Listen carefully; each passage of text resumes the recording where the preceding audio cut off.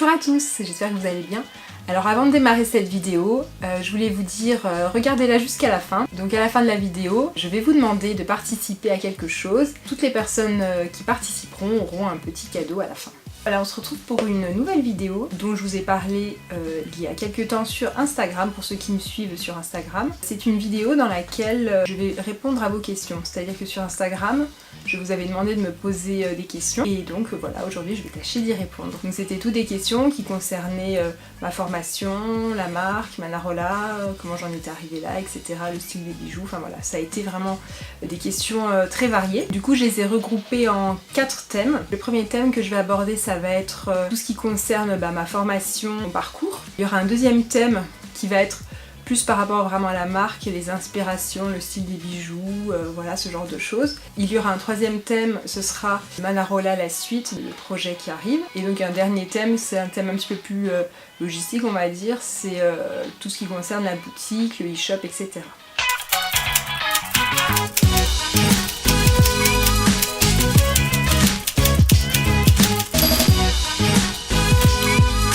Les premières questions concernaient mon parcours professionnel, études et voilà tout ce que j'avais fait avant. Donc moi j'ai fait un bac littéraire avec une option histoire des arts. Alors c'est quelque chose qui m'a énormément plu. J'ai adoré étudier tout ce qui concernait les arts plastiques, l'architecture, la danse, la musique, voilà, c'était vraiment l'histoire des arts, c'est-à-dire que ça regroupait vraiment tous les arts. Donc j'ai fait ça pendant 3 ans, j'avais très envie de continuer tout ça, ça me plaisait beaucoup. Et du coup il y avait quand même une formation qui me semblait être assez correspondante. C'était la médiation culturelle et la communication visuelle, voilà.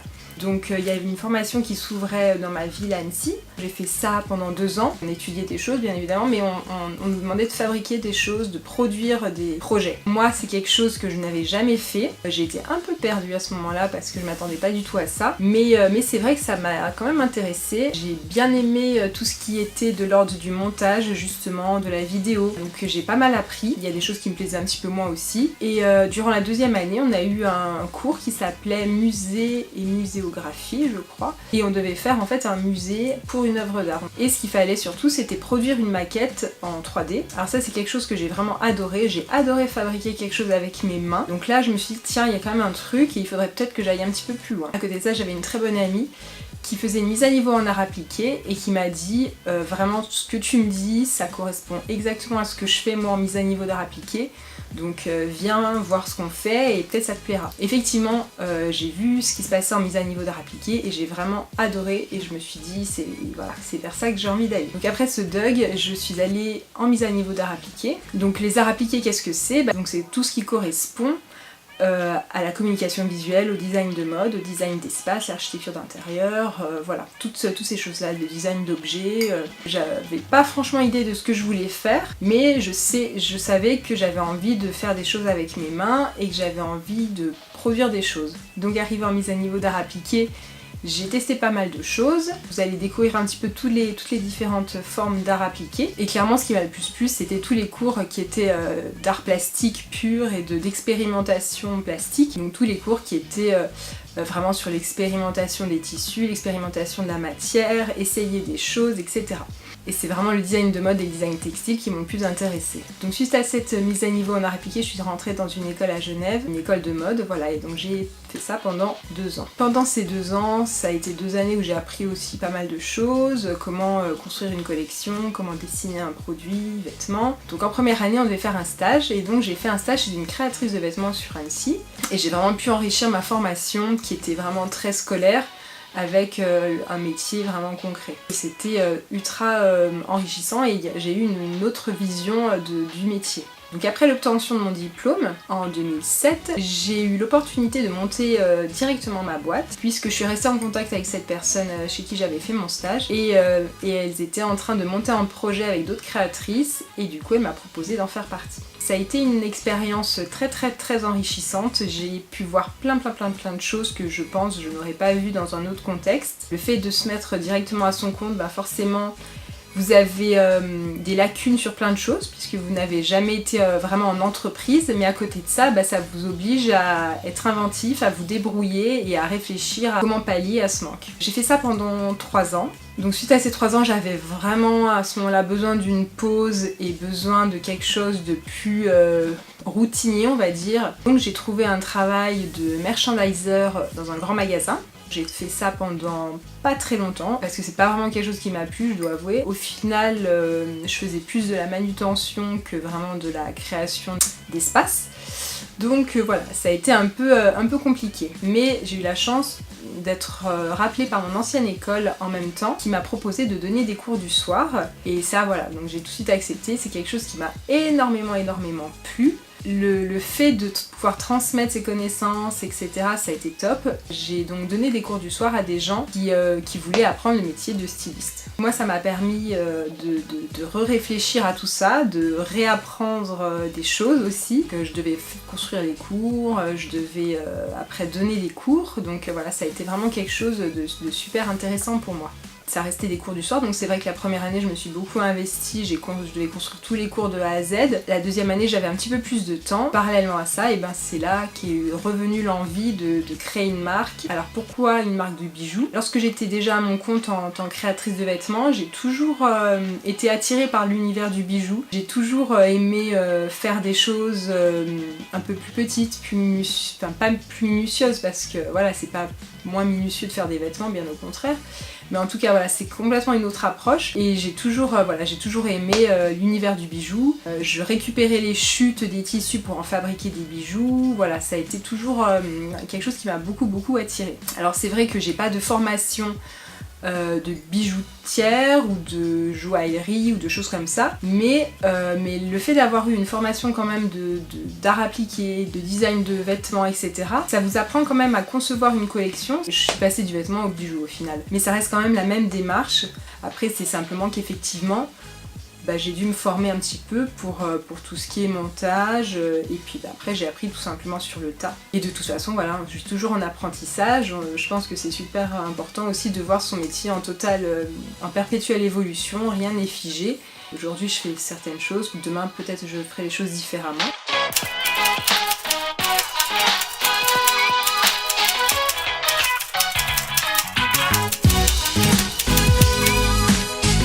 Les questions concernant la marque, les inspirations. Alors je vais commencer peut-être déjà par le nom. Manarola, pourquoi Manarola? Alors Manarola, pour ceux qui peut-être ne le savent pas, c'est une ville en Italie, c'est une ville qui fait partie des Cinque Terre. Alors j'ai toujours été très attirée par l'Italie, on m'a souvent demandé si j'avais des origines italiennes. Non, j'ai des origines méditerranéennes mais pas des origines italiennes. C'est vrai que l'Italie c'est un pays qui m'a toujours attirée.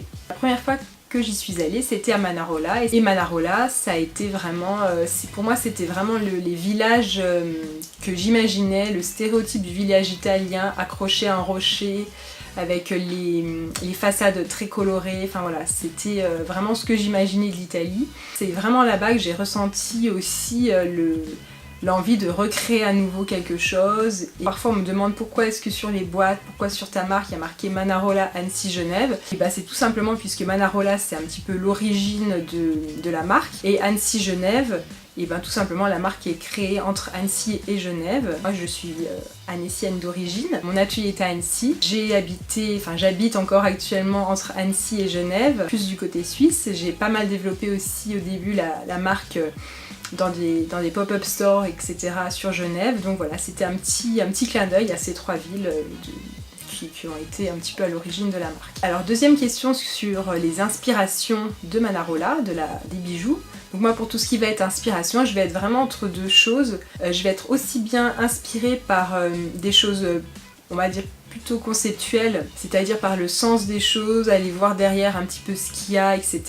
Et je vais être aussi très inspirée par des choses très esthétiques, très dans le visuel. Donc c'est vrai que je suis toujours entre les deux et je suis aussi entre les deux lorsque je crée un bijou, c'est-à-dire que j'essaye toujours d'être dans quelque chose d'épuré, d'aller à l'essentiel, mais tout en apportant quand même quelque chose d'un petit peu esthétique, d'un petit peu juste joli, voilà. Donc après moi c'est vrai que je vais être très influencée aussi par ce côté méditerranéen, par les couleurs, par des matières.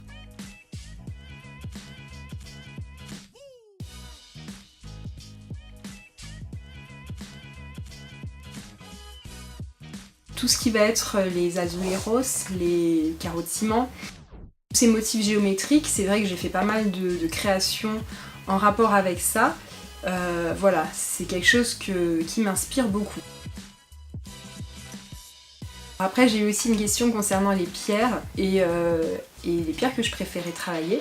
Donc effectivement il y a certaines pierres que je préfère travailler. En fait par rapport aux pierres, ce qui va m'attirer ça va être leur couleur, leur matière, les effets qu'elles peuvent avoir. Moi je vais plutôt être intéressée par toutes les teintes qui vont aller du bleu, turquoise, vert, voilà, toutes ces teintes-là, un petit peu de mer, de ciel. Après, c'est vrai qu'il y a des pierres aussi qui vont un petit peu moins me plaire, effectivement, tout ce qui est des teintes de rouge, etc. Mais c'est, voilà, en général, dans mon travail, vous verrez un petit peu plus de bleu, de turquoise, ou des roses aussi, mais pas trop de rouge, pas trop de jaune, voilà. Après, en termes d'inspiration, c'est vrai que je vais être aussi très inspirée par tout ce qui m'entoure finalement. Ça peut être un sentiment, une sensation. Voilà, c'est un petit peu bateau de dire ça, mais c'est vrai que pendant les études, on nous a appris à être, comme nos profs disaient, des éponges. Tout peut être source d'inspiration. Une belle architecture, une image, une photo. Donc après il y a aussi Pinterest qui m'inspire pas mal, c'est-à-dire que je vais aller taper un thème ou je vais tomber sur des images, des visuels, des typos, voilà, plein de choses qui peuvent m'intéresser. Les inspirations elles peuvent venir un petit peu de partout.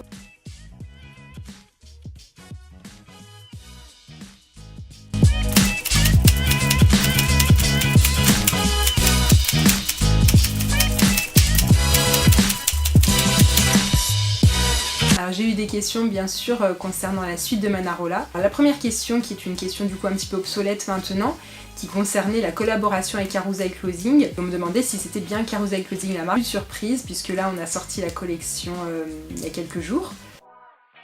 Donc n'hésitez pas à aller y faire un tour, j'avais fait déjà une petite vidéo, vous pouvez voir les différentes pièces qui ont été filmées. Donc il y a deux parties dans cette collection, une première collection capsule que vous pouvez trouver sur nos deux e-shops et une collection entièrement dédiée à Carousel que vous trouverez uniquement sur le site de Carousel. Donc je vous mettrai tous les liens en barre d'informations. Donc je pense que je ferai dans quelques temps une deuxième vidéo, je vous expliquerai un petit peu plus de façon approfondie la démarche de cette collection et je vous raconterai un petit peu plus en profondeur l'histoire des bijoux. Alors après j'ai eu une question concernant la suite de Manarola. Alors honnêtement pour l'instant ça va être un petit peu compliqué de vous répondre. Alors c'est pas que je veux faire un suspense pour l'instant, je peux pas vous en dire plus parce que tout simplement les choses ne sont pas encore vraiment en place et que je ne peux pas vous expliquer des choses qui pour le moment ne sont pas réellement finies, construites et sûres à 100% pour la suite. La seule chose que je peux vous dire de sûr c'est que le premier bijou sortira le 1er septembre. Donc jusque là je vous laisserai découvrir de plus en plus la collection avec Carousel. Par contre ce que je vous propose c'est de continuer à me suivre ici sur Instagram. Sur Instagram vous avez les stories qui sont vraiment en temps réel et voilà vous pouvez me suivre un petit peu plus au jour le jour.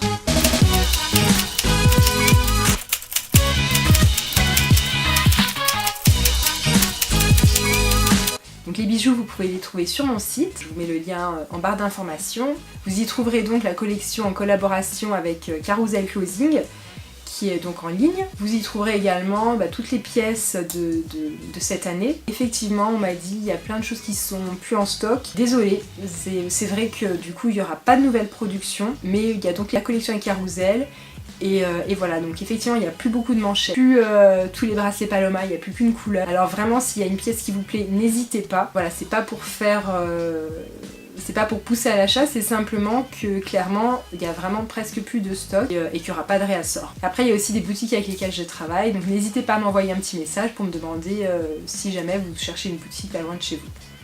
Alors j'ai eu une dernière question sur les bons cadeaux, donc effectivement vous pouvez m'envoyer tout à fait un petit mail pour me demander un bon cadeau. J'ai rien sur le site qui génère ça automatiquement, mais effectivement il suffit de m'envoyer un petit mail et vous me donnez le montant du bon cadeau et voilà je vous crée ça pour vous. Alors j'ai une autre question, celle-ci je n'y réponds pas maintenant. Comment je m'organise en étant à mon compte et en étant maman en même temps? Donc j'ai trouvé la question intéressante mais un petit peu large, du coup je me suis dit que ce que je pouvais faire c'est préparer pour une prochaine fois une vidéo où je vous explique un petit peu comment je m'organise en tant que chef d'entreprise et maman. Voilà, donc peut-être quelque chose d'un petit peu différent, pas en face caméra, mais où voilà, je pourrais vous embarquer avec moi dans une journée. Je sais pas encore, j'ai pas encore réfléchi au format, mais je pense que ça peut être un petit peu plus intéressant que de le faire comme ça, juste en vous expliquant mon organisation face caméra. Voilà, donc j'espère que cette vidéo vous aura plu, qu'elle aura répondu à certaines de vos questions. Si vous avez d'autres questions, n'hésitez pas en commentaire à laisser votre question, voilà, j'y répondrai volontiers. Alors nous, on a aussi besoin de votre avis, et en fait, on a préparé un petit questionnaire. Je vais vous mettre le lien juste en dessous dans la barre d'informations. Voilà, c'est un petit questionnaire qui dure pas longtemps, juste 2 minutes. C'est un questionnaire sous la forme de questions choix multiples. On aimerait avoir votre avis sur la marque, sur la façon dont vous la voyez, dont vous l'avez connue, enfin voilà, tout ça. Ça nous aiderait beaucoup si vous y répondiez. Et pour tous ceux qui y répondent, vous aurez un petit cadeau dans votre boîte mail, voilà.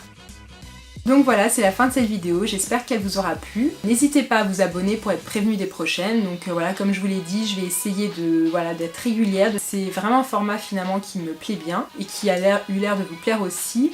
Merci beaucoup d'ailleurs pour vos commentaires et pour vos retours concernant la toute première vidéo. C'est la fin de cette vidéo, je vous dis merci à tous et à très bientôt, bye bye.